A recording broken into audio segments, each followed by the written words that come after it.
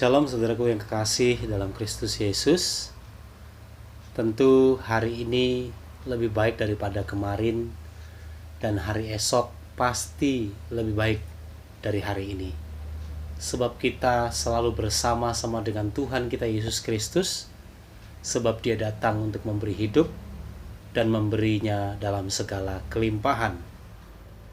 Beberapa menit ke depan kita akan menggali firman Tuhan serta merenungkan kebaikan-kebaikan dan perbuatan tangan yang perkasa, dan kita akan mengetahui kebenaran, dan kebenaran akan memerdekakan kita. Ayat pembukaan kita hari ini terambil dari Filipi 3 ayat yang ke-8 yang berkata, "Malah segala sesuatu kuanggap rugi karena pengenalan akan Kristus Yesus Tuhanku lebih mulia daripada semuanya." Judul tema kita pada hari ini adalah pengenalan akan Kristus Yesus. Dimana kalau Bapak Ibu pernah menyimak beberapa khotbah pengajaran yang saya berikan, merupakan hal yang menarik tentang pengenalan akan Kristus. Sebab kalau pengenalan akan Kristus itu dinilai hanya dari memperoleh mujizat demi mujizat setiap hari, tentu bangsa Israel harusnya yang mengenal Allah lebih dekat. Tetapi nyatanya tidaklah demikian. Sebab tidak kurang-kurang mujizat yang Tuhan tunjukkan di depan mata orang Israel, tetapi orang Israel tidak terlatih untuk semakin mendekatkan diri dan mengenal pribadi yang ilahi tersebut. Saudaraku yang terkasih, kalau kita melihat cerita tentang apa yang Rasul Paulus hadapi di dalam hari-hari kehidupannya, kata pengenalan di sini, yaitu pengenalan akan Yesus Kristus, itu diperoleh bukan hanya pada saat Paulus mengalami hal-hal yang baik saja, mengalami hal-hal yang mulia saja, tetapi juga mengalami karam kapal, lalu kemudian dicambuk atau dipukul dengan 40 kurang 1 pukulan, bahkan menderita di penjara dan yang lain-lain. Jadi kalau ukurannya pengenalan akan Allah itu memperoleh hal-hal yang baik dalam pandangan dan ukuran manusia, itu merupakan pemahaman yang keliru.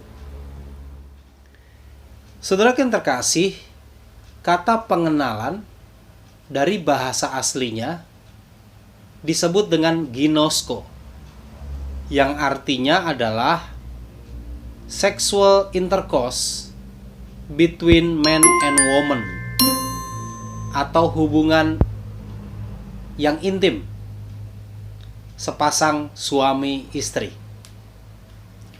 Dan hubungan ini tidak bisa diperoleh dalam sekejap mata. Hubungan ini tidak diperoleh ketika dilakukan kalau orang setelah menikah bulan madu begitu. Sebab setelah itu masih ada kehidupan-kehidupan berikutnya yang asli-asli mulai nampak. Dan itulah yang disebut dengan ginosko. Tentu kalau kita lihat pelajaran mengenai perkara ini, inilah yang pernah dialami oleh Raja Daud.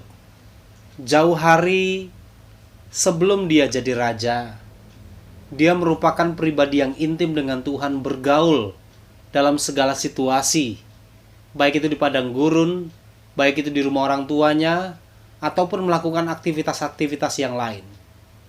Termasuk ketika dia berhasil melawan Goliat dan menumbangkannya, itu semua diperoleh bukan karena kehidupan kekuatan gagahnya, melainkan karena ginoskonya atau pengenalannya akan Tuhan, sehingga dia berperang dan berhadapan dengan Goliat serta berani berkata, "Engkau datang dengan pedang, lembing, dan tameng, tetapi aku datang dengan membawa nama Tuhan."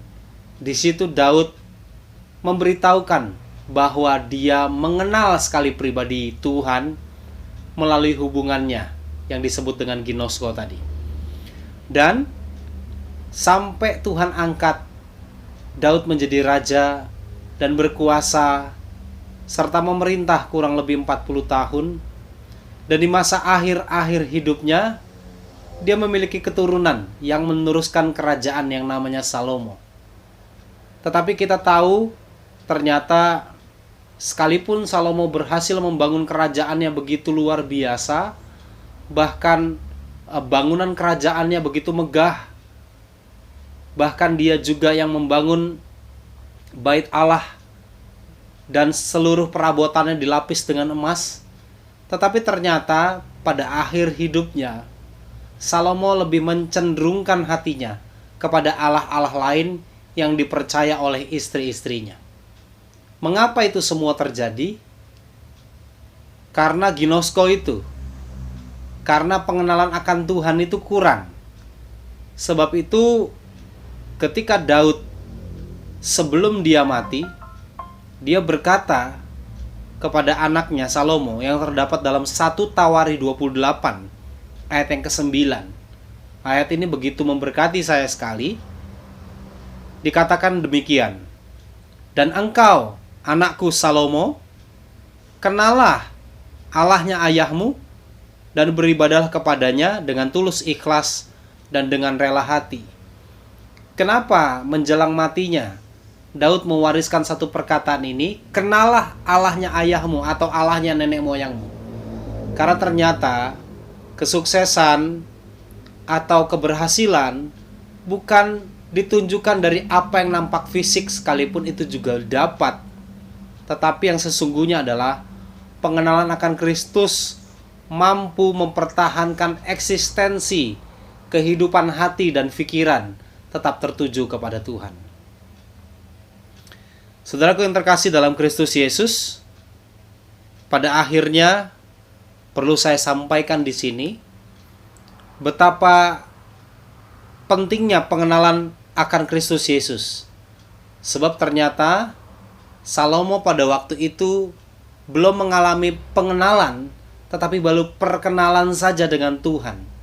Sementara Daud jauh hari sebelum menjadi raja, dia bukan hanya sekedar